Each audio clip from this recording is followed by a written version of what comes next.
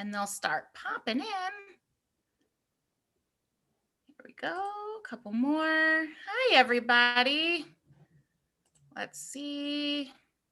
All right, everybody's joined. Welcome, everybody. Thank you for being here. As you're logging in, your cameras and microphones have been set to remain off, just so you aren't wondering why that is. I'm Kerri, and I'm on the Anderson's events team. I wanted to take a chance to welcome you to our event with Susan Meissner to celebrate the nature of fragile things. And thank you all for being here tonight. The Anderson family, of course, has been selling books independently since 1875. And so we've made it through many tough seasons, and we're going to make it through this one too. But we just wanted to let you know that your support of this event by attending tonight and your purchase of the book through us tonight means that it's very meaningful to us. And we're just truly grateful for your business and for sticking with us and following us over to this virtual events format during this time. We're really grateful. A couple of things about tonight before we get started. As mentioned previously, your cameras and microphones are off for the duration of the event, so please keep them off. If you'd like to ask questions, we will have a Q&A session after the authors are done speaking. So I'm just going to put this out there. Please submit questions. When we are all live together in person at in-person events, we always have to cut the event off before we get to all the questions.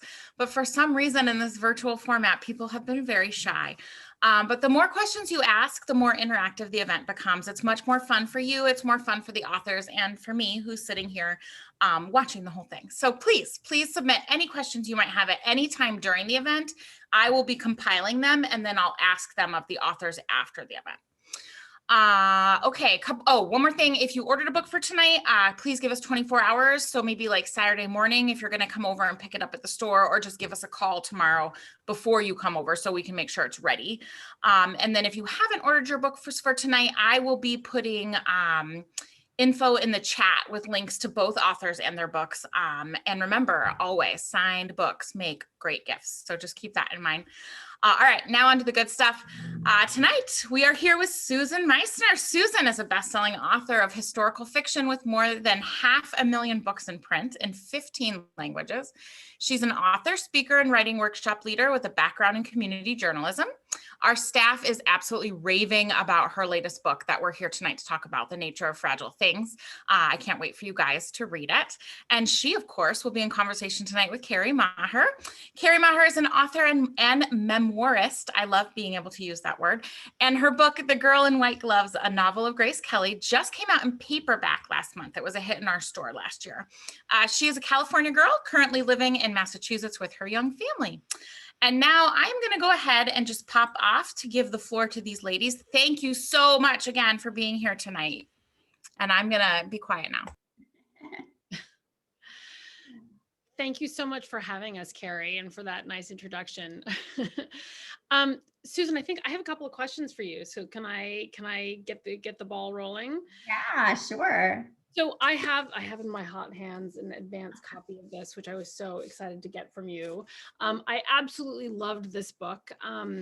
You know, as Kerri was saying, I am from California, and this novel is set in California, and especially in the Bay Area and San Francisco surrounding the 1906 earthquake, which was certainly a part of my fourth grade California history and everything. And I was just absolutely blown away by your descriptions of the earthquake and the fires that followed, and you know, also the beautiful descriptions of like the other parts of the state that hadn't been touched by the fires and the earthquake, and also by the core story of these three amazing women who come together to overcome just staggering personal losses as a result of choices they've made, but also the earthquake itself. So I guess I wonder, like, if you know, we're sitting down as friends, like having a cup of coffee, or in my case, sparkling water, like, how would you describe the book, and also explain kind of how you came up with the idea for it? Sure. Well, I've long been interested in historic events. I'm always like on the hunt for a historic event that I think would make a good backdrop for a novel. And I've known about the earthquake for a long time, because as you say, I grew up in California too. And so you go over California history in fourth grade, but I really hadn't spent much time looking at it as a backdrop for a story. And I thought to myself, when I first began like looking to see, can I craft a story around this, is that there's probably all kinds of stories in my home state that I've neglected. I've told stories in Philadelphia, in Europe, Texas, and Iowa, and those were great stories too. But I think I need to spend some time looking at my home state because I'm right here, and it's probably a good thing that I am doing that now because we're not able to travel very much. So I'm looking now for the stories that happened right here in my home state. And I thought it would be a great one to start with that. And, the idea for the people that would actually populate the story, they came second. And that happens a lot with me is I'll land on an event that I think has story potential. And I'll think to myself, well, who can I give this sensory rich backdrop to? And actually, the characters in this book were not the first characters I came up with. I had a whole other cast of characters in the very beginning, and it didn't work. It didn't work. I wrote 40,000 words and turned them into my editor, and she very graciously told me, she goes, this isn't going to work. And she gave me all the reasons why. She was totally right.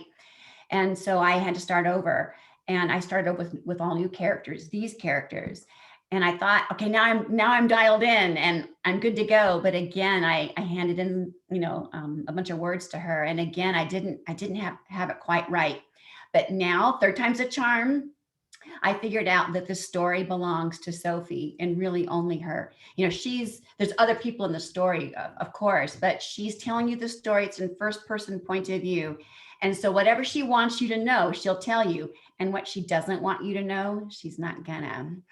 And when I finally realized it was Sophie's story to tell, everything kind of fell into place. And I was able to throw away all the words that I could not use and write this book. And I think I'm so grateful to my editor for sending me back to the drawing board twice, because out of that came a book I'm really, really happy with.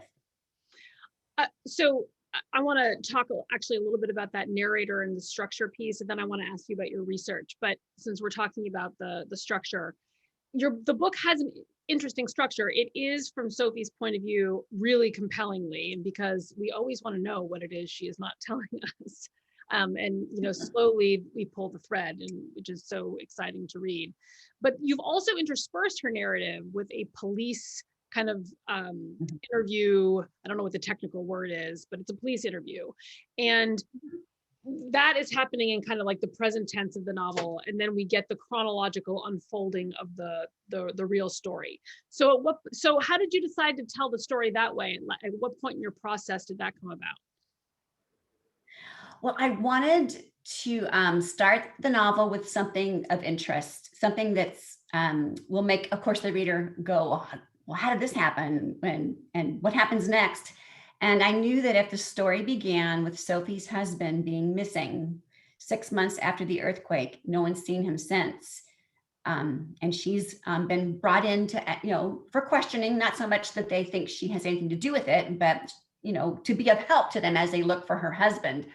And I thought, well, that's interesting. I like that. I think there's enough, what's the word? There's curiosity involved with a police interview, because somebody knows where that man is. And we don't know if she does or if she doesn't, but somebody surely in the world knows. And we're wondering, is it her? Does she know where he is? Does she not? Is she completely innocent?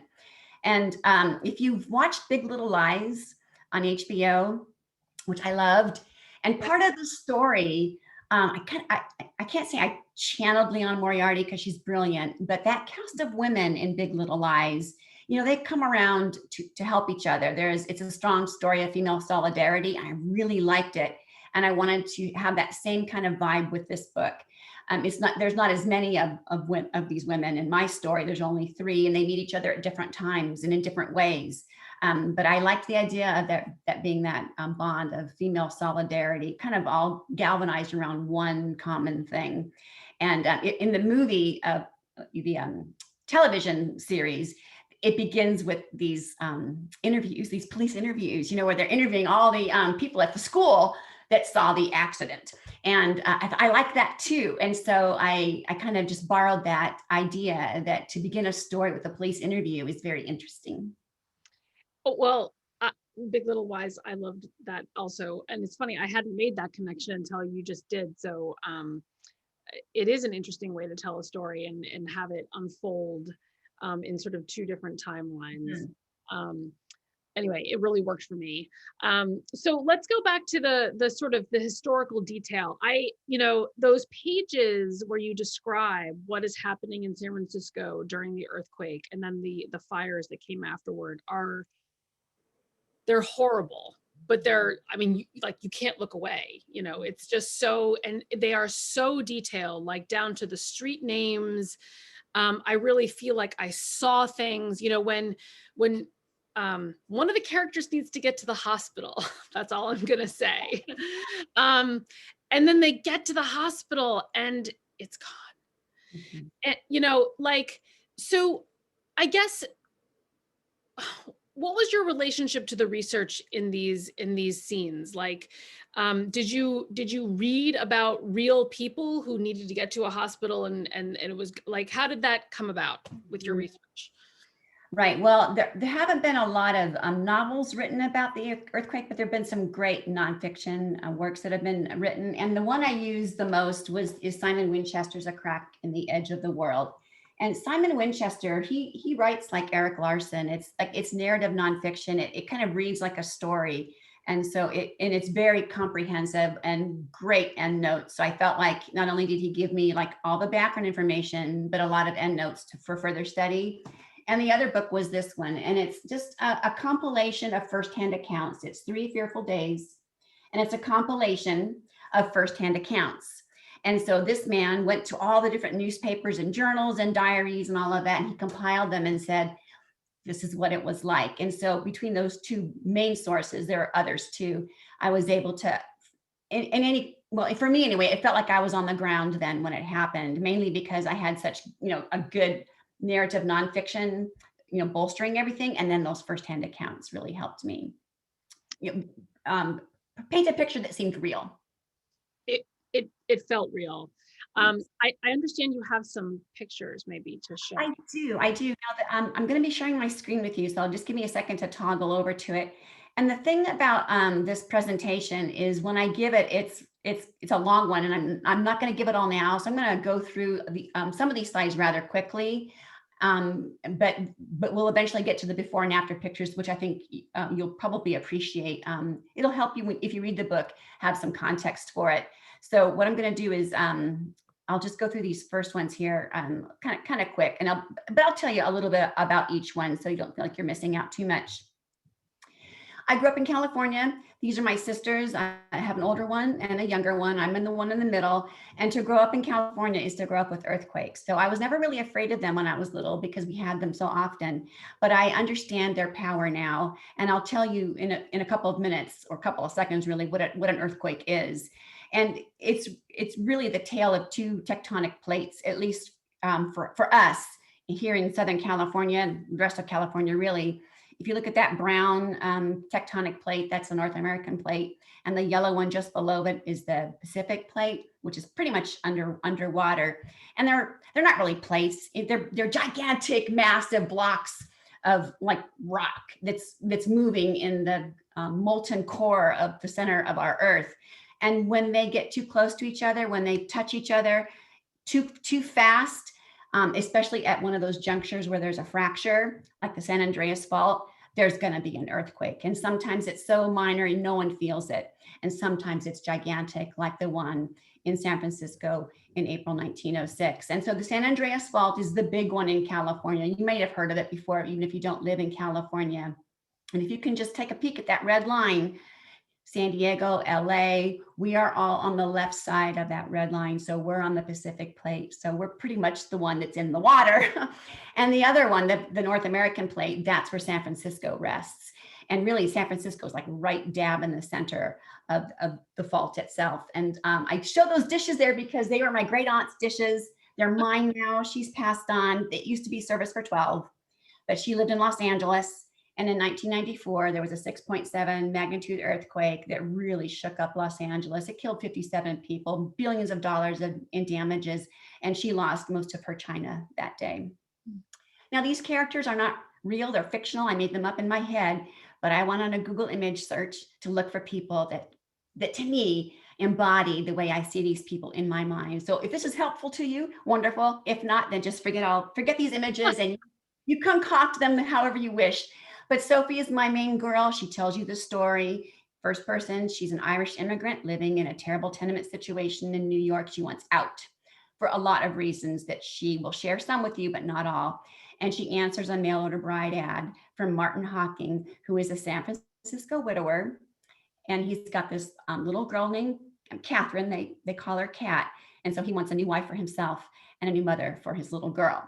And he's very handsome. He's very handsome. I had to make sure I found a really good handsome person. Yeah, that was a great photo. Yeah, thanks. I liked it too. She's from County Down, Ireland. I'm going to skip over where she's from. When she arrives by train, because he accepts her and sends her a ticket. She gets on a transcontinental train and comes all the way west to Oakland, gets on a ferry just like that.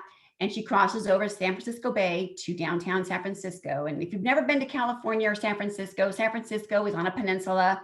It's the fish-shaped red blob you see there. That's downtown San Francisco. The Golden Gate Bridge is not here yet.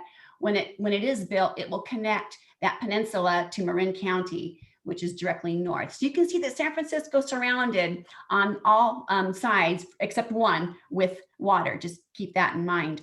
Now, when Sophie arrives, she marries him. She gets off the ferry. They go to the courthouse and they get married. And at first, she's able to convince herself that she's happy because she has everything that she's long wanted. Nice house. They live in like right around Pacific Heights. So if you're familiar with San Francisco, if you see that little black house icon that's just kind of due north of the courthouse, that's where I had them living. Nice house, good food to eat. She's got that little girl to love, and she knows she can't have children. Very handsome husband. He's a good provider. There's just one little thing, and it's something she can't put her finger on. Something's up with him, Martin. She doesn't know what it is. He's a good man. He's not abusive, but he's aloof. He's mysterious, and she can tell there is something up with him, but she dismisses it because she has everything else that she's long wanted. And she's able to dismiss it until a certain day in April 1906, when everything starts to crumble. And I mean everything. And I can't tell you more because it'll totally spoil the story for you. But here are some before and after pictures for you. This is San Francisco in 1906. It was called the Paris of the West. Over 400,000 people called it home. It was in a very affluent city. It still is. It was so then too. Lots of people had made millions either in the railroad or during the gold rush. So there were lots and lots of millionaires and beautiful, beautiful houses and a lovely, lovely, vibrant downtown. And this is one of the tallest building on the West Coast was the Call building that you see right there. And this picture on the right, our little tiled faces are on top of it. You can scooch them over if you really want to see it, but I have another photo of it. But it's this brand new city hall courthouse structure. All the municipal buildings were housed in it. It took 26 years to build at a cost of $6 million. And it was almost finished. And it's beautiful. Here's another picture of it there on the left. Look at all those beautiful columns and the big rotunda. Pay attention to those columns. Here's California Street. The downtown San Francisco was quite affluent. I think I mentioned that already. Lots of retail, theaters, restaurants, beautiful hotels. This is the Palace Hotel. It was world renowned. I have a scene set in that hotel. This is the Cliff House, which was on the ocean side of that peninsula. And the Cliff House had these beautiful dining rooms and ballrooms and salons and solariums, and of course, a gorgeous view of the ocean. San Francisco also had the Sutro baths, which were on the ocean side, just a little bit north of the Cliff House. And there were saltwater baths and freshwater baths all along this oceanfront property. It was very, very nice. The well-to-do spent a lot of time here because it was so wonderful. And this picture is rather telling for me because this is hauntingly, it was taken the day before the earthquake. It's dated April 17, 1906. And the thing for me with this photo is it kind of frames the whole story for me because things aren't as they seem. And I use that imagery all the time for this story, not just about the earthquake, but for every character and every scenario as things aren't as they seem. This city right now on April 17, nothing's wrong. There's not a care in the world. They don't know what's going to happen the next day because things aren't as they seem. What did happen the next day? You've got that plate, the North American plate, the Pacific plate, and you can tell the San Andreas Fault kind of bisects the coastline there. And of course, that's where the earthquake was. And they guess now that it was 7.9. The Richter scale hadn't been developed yet, but they're just guessing based on information they have about the quake that it was 7.9, which is big. It's huge. It was felt as far south as LA and as far north as Oregon. And what happened then is because it was such an intense shaking, that, that magnitude, that, substandard buildings fell right away. Bigger buildings, buildings that had been built on stone foundations or built of brick, a lot of those withstood the quake with some damage. But what happened is all the water mains underneath broke, and all the gas lines piped into all of these places, they broke. And those gas lines started fires everywhere. There were fires within seconds of the earthquake. And what happened is because the water mains were broken, they couldn't put them out. And all these fires joined together so that it became one wall of flame. And San Francisco burned for 3 days. It's really sad. This is what's left of San Francisco. I know, right? About this was heartbreaking. Like it is. My father is out there listening. Dad, I'm sure you told me some of these stories, but reading it in the context of a novel was heartbreaking. Anyway, I just had like what I medicated myself with while I was writing is it's not that way now. It's not that way now. It recovered, because if you just look at the devastation, it's heartbreaking. That's all that's left of downtown San Francisco. 500 city blocks were burned. And that's the city hall that I told you about that had just been built, was not even finished yet. It's a hulking ruin in 3 days.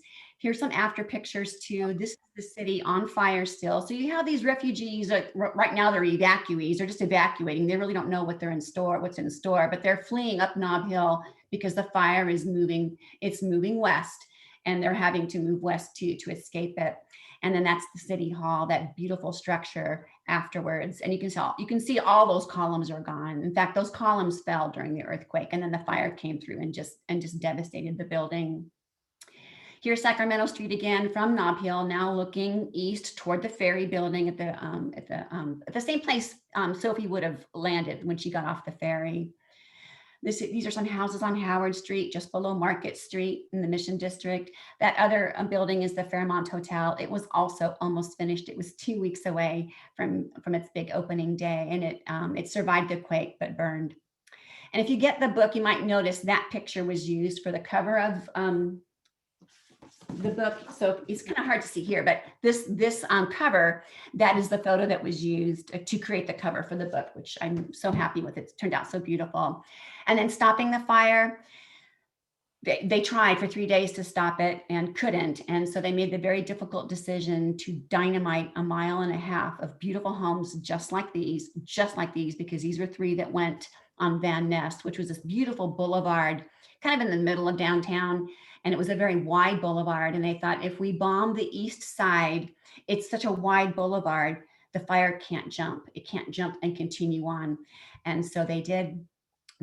They dynamited 20 blocks of houses just like these that were just gorgeous. They had survived the quake with minimal damage, but the fire was racing toward them. And they knew that if they didn't do something, they couldn't stop the fire. They were going to burn anyway. So they dynamited them, but it stopped the fire.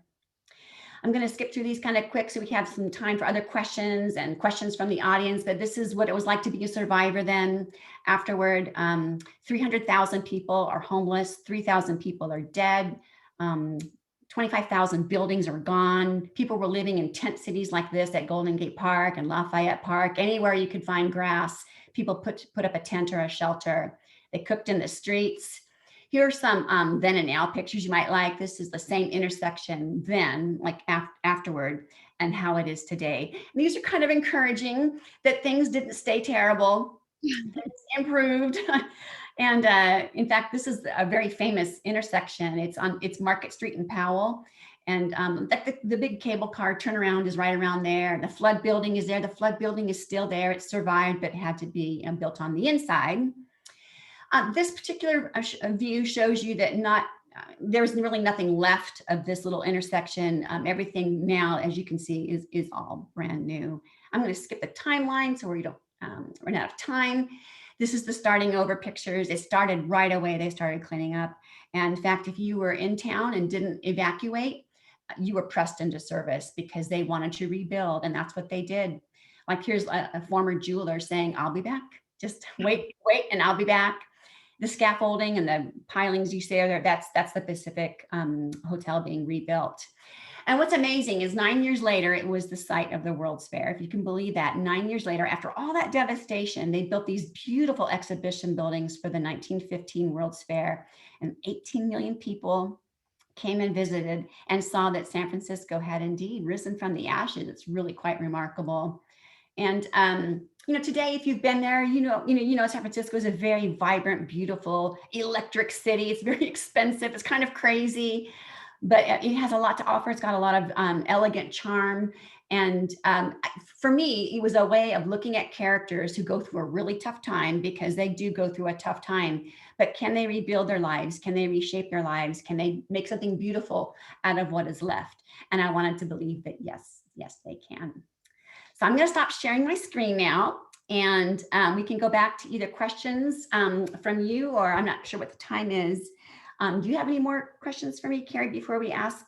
I have an observation, which is that really, I mean, I felt this as I was reading, but hearing you talk about it, like San Francisco is really one of the characters in the book. Like, did you watch Sex and the City 100 years ago when it was on? Yeah. I remember they often, the four women, when they were like collecting all of their awards and on the award shows, like they always talked about New York City as the fifth lady, right?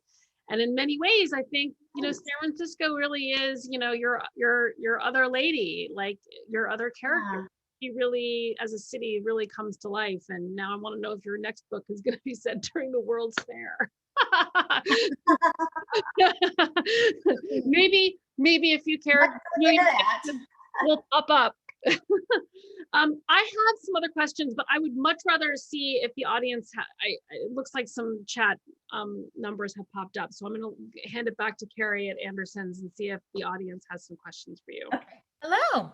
Yeah, we do have a couple actually. Let's see, let me scroll up. Make sure I didn't miss any. Okay, this is from Don, and he had a good question actually. The before and after pictures that you showed us during your presentation, are those also in the book, or was this our best chance to see them? They're your best chance to see them, but they are available. They're either National Archived photos or Library of Congress photos. And I do have a really nice book club kit on my website with not all of these photos, but some of them. It's just, if you decide to download, it's a PDF. It's quite lovely. It's got some recipes. If we ever get to meet together in book clubs again, remember meeting together in book clubs?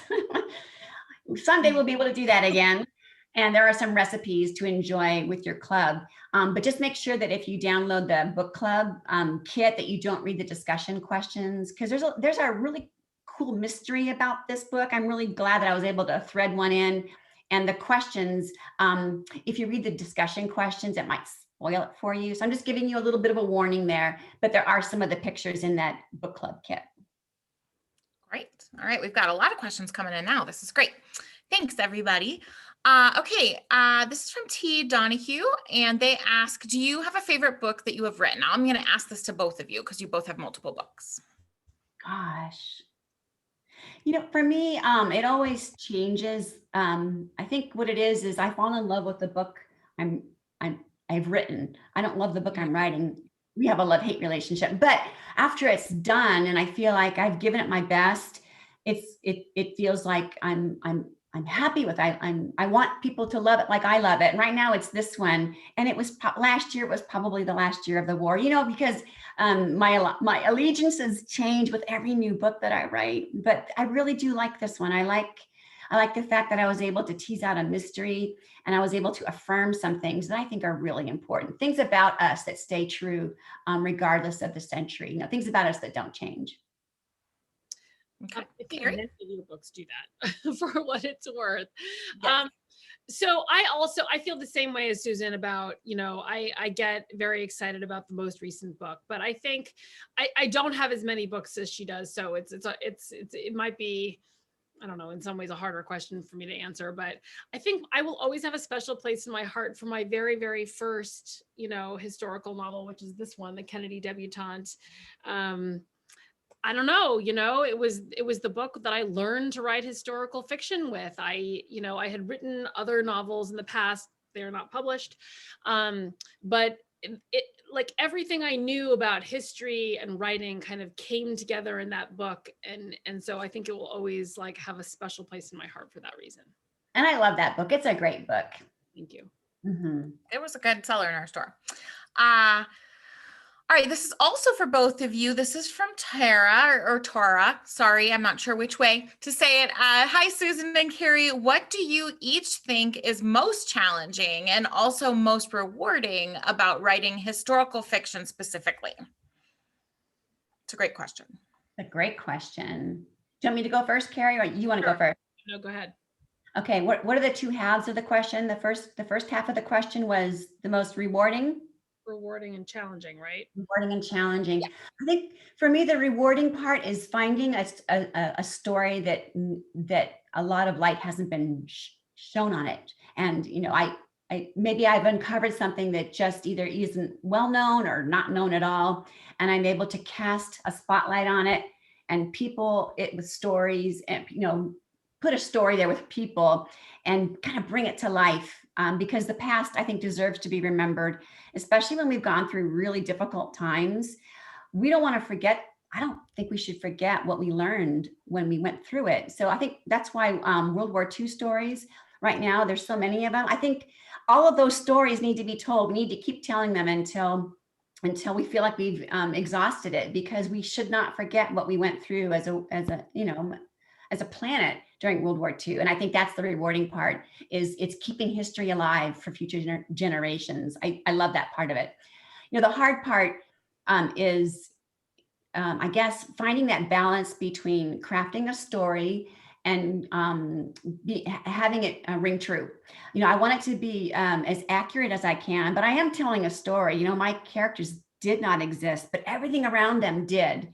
So I'm trying to make sure that I have them doing things that they could have done on the day they did them, when you take into consideration everything else that's happening around them. So I want you to feel like if you read one of my historical fiction novels, that that you can trust me with the details, that I'm giving you as close to the real deal as I can with imaginary people. So, I want to echo a lot of what you just said. I think that, what's rewarding for me is also casting light on pieces of history and people in history who might have been overlooked, but also the sort of putting together process of kind of people and world events with kind of the resonances of today in a package that is a compelling, fun read. And I figure if it's compelling and fun for me to write, it's going to be compelling and fun for somebody to read. So I think, and it is rewarding to discover that is the case. When the book kind of makes its way out into the world. Our fellow historical fiction writers are some of our first readers, and so when we blurb each other's books, these quotes that you see, this is the first time we actually see that we have actually succeeded in making this connection with readers. So that's super rewarding. And I think also the challenging thing is the putting together of all of the pieces, like the juggling the historical events. And in my case, so far, I've written about my main characters have been real women, Kathleen Kennedy, Grace Kelly, and the one that's going to be coming out in a year is Sylvia Beach. And so I feel a responsibility to their lives. At the same time, I feel a responsibility to write a compelling novel. And so sometimes those things are at odds, and I have to make real choices about maybe just slightly changing the actual dates or something, rearranging some timeline or something. But the one thing I always like to say, and I'm just beating you to it, I'm sure you would have said it at some point, is the author's note at the end of all of these historical novels is the place where we apologize for all the things that we know that we messed with. So we try to be very responsible. Those are always my favorite parts. All right, well, kind of on this topic, I wanted to segue into, this is a great question from LT Ward. And she kind of to the point that both of you just made. She said, when researching, as history can be softened or washed in accuracy, how do you tend to vet that out? Washed in inaccuracy? Washed in accuracy. So it can be softened, or the accuracy of it can be kind of washed out.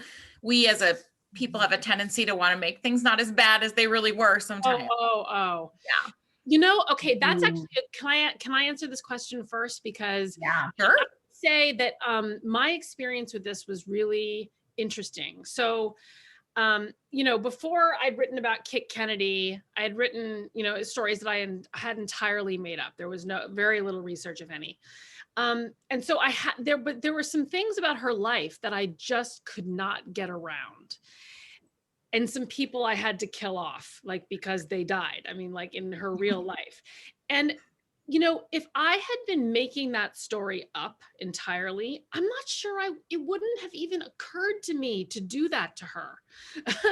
We get really attached to our characters. We don't even though we intellectually, of course, we know that a compelling read is made of tragedies and comedy, all the things. It's hard to actually do that to our characters. And so actually writing the truth taught me an enormous amount about writing fiction. And writing Kit's story really, really taught me that. So I hope that answers your question. So Susan, go ahead.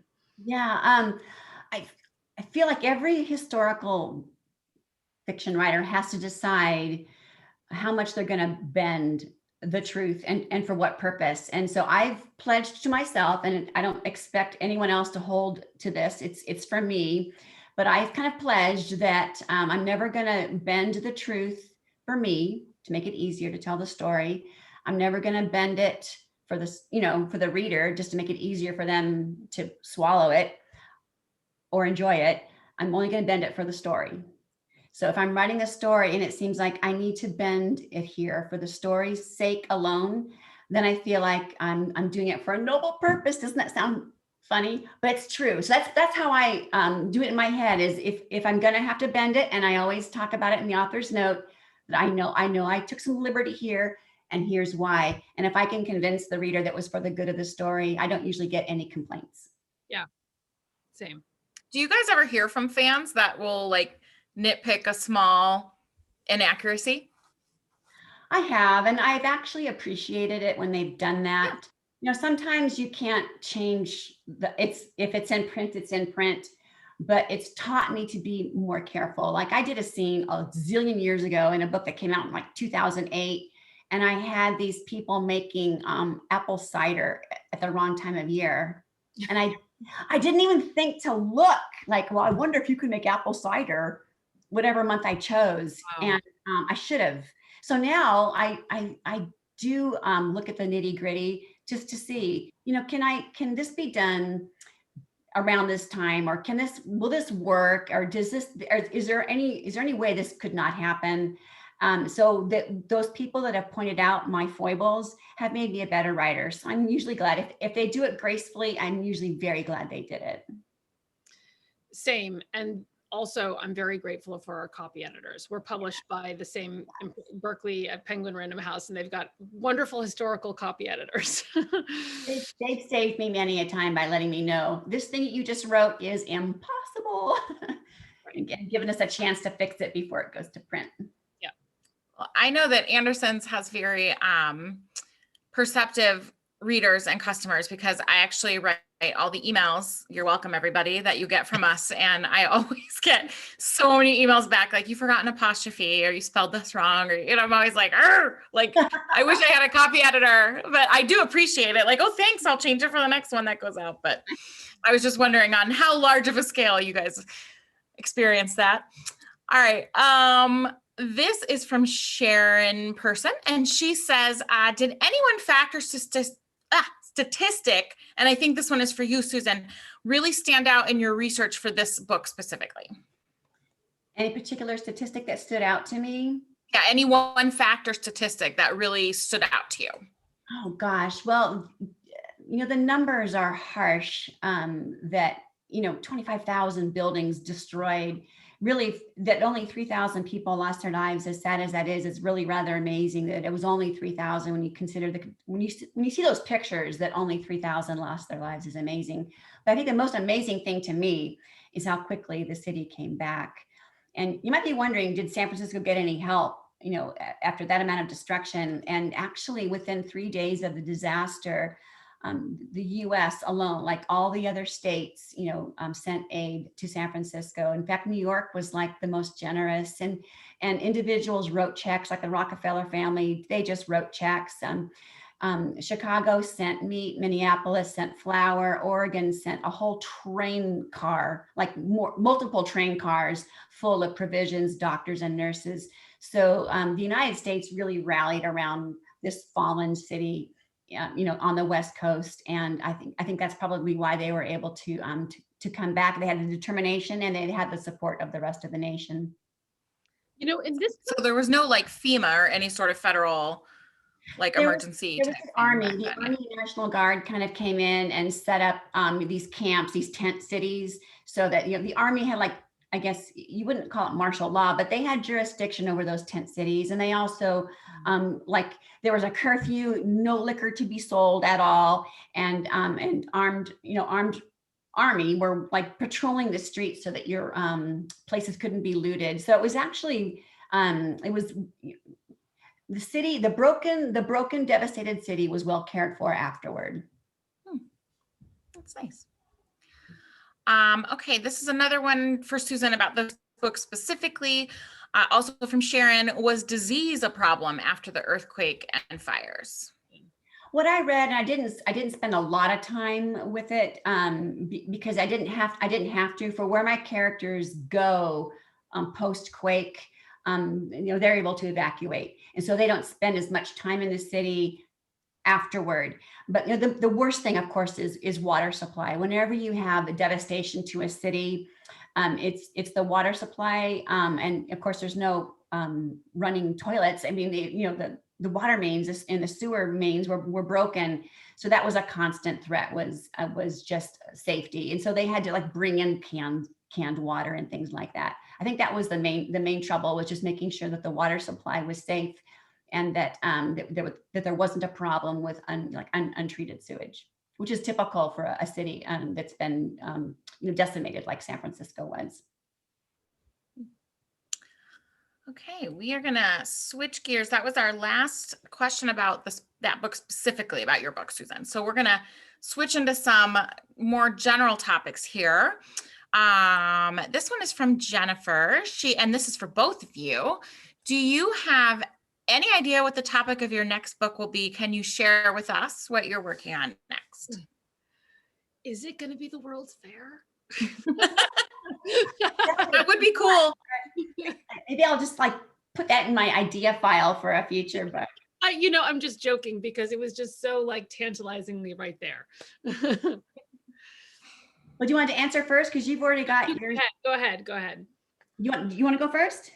I'll go first. So I think I did mention that the book that I've written about Kathleen Kennedy and Grace Kelly, and the book that's coming out a year from now, is about an American woman named Sylvia Beach, who opened the original Shakespeare and Company bookstore in Paris in 1919.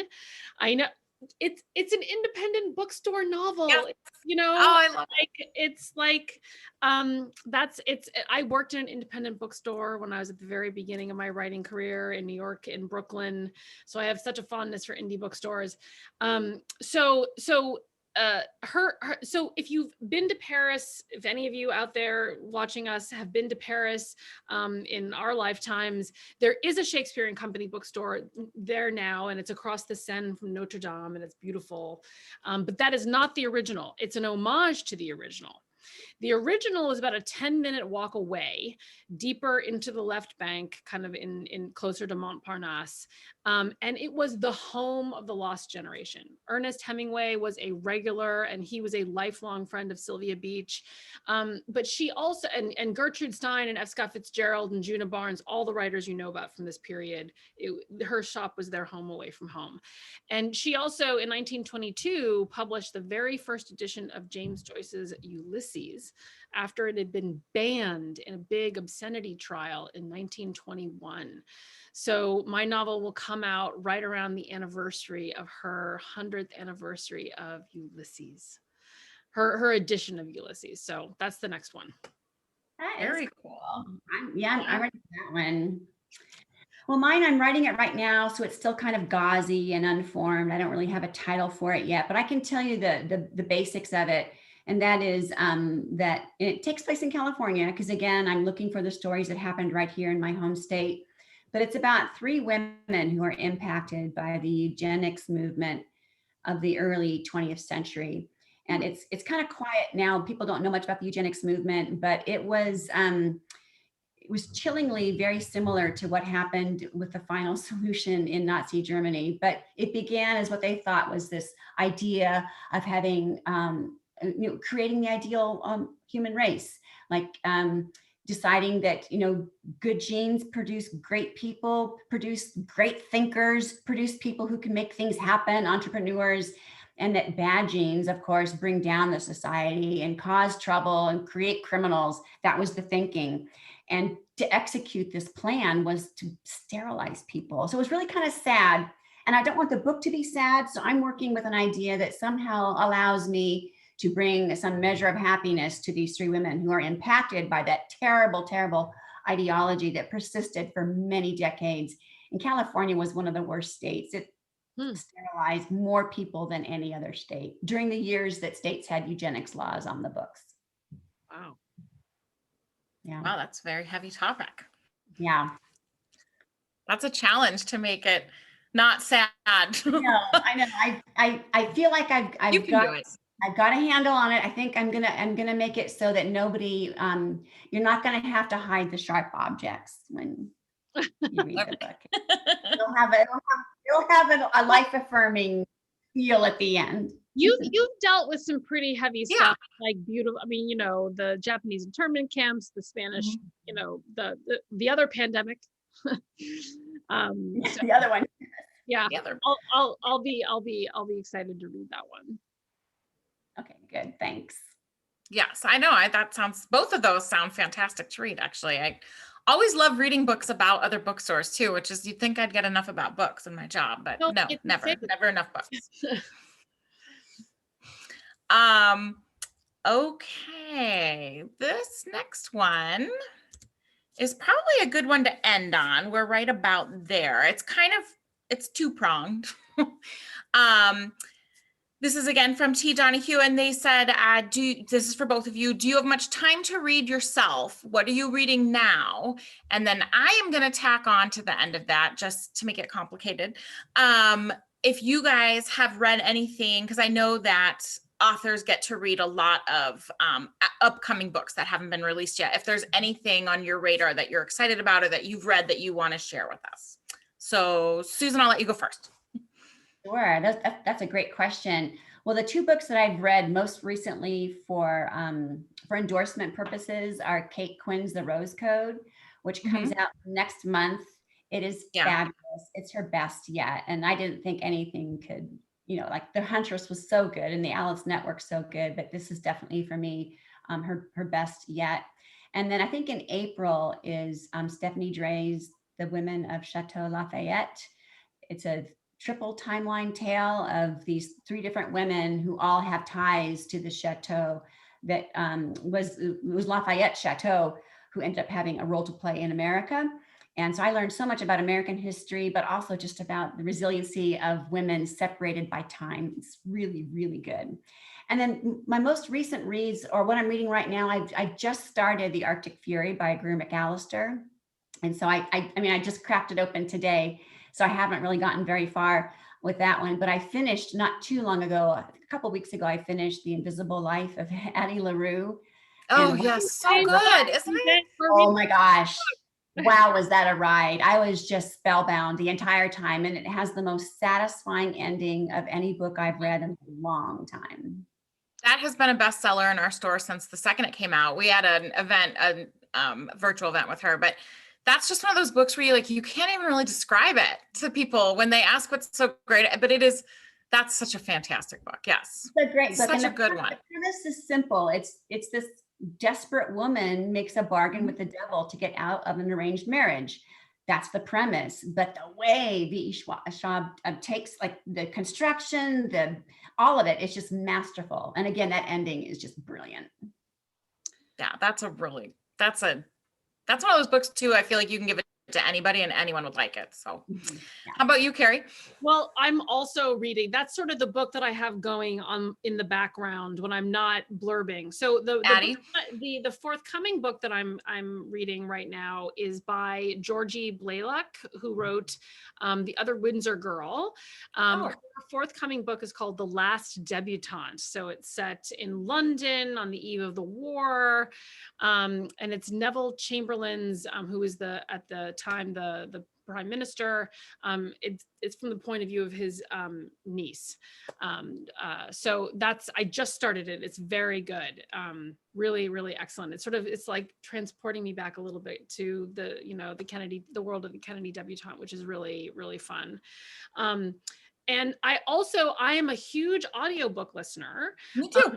I am huge, and I am listening to The Arctic Fury by Greer. Oh. Because, a friend of ours, and I want to put in a plug if any of you guys are audiobook listeners. I recently switched over to Libro FM, which you can buy books from your local indie from Anderson's. So, if you're an audiobook person, definitely check out. I was just going to pop in and say that. Please order from Libro FM. They are fantastic. And they are also incredibly generous and very good to independent bookstores. I mean, when the pandemic hit, because we get like a percentage of sales from them when people order books through us, but they gave us 100% of the sales to all indies that go. They have just been through this entire thing. They have been fantastic fundraisers for bookstores, fundraisers for booksellers. They are so amazing and so supportive. And also it's the same.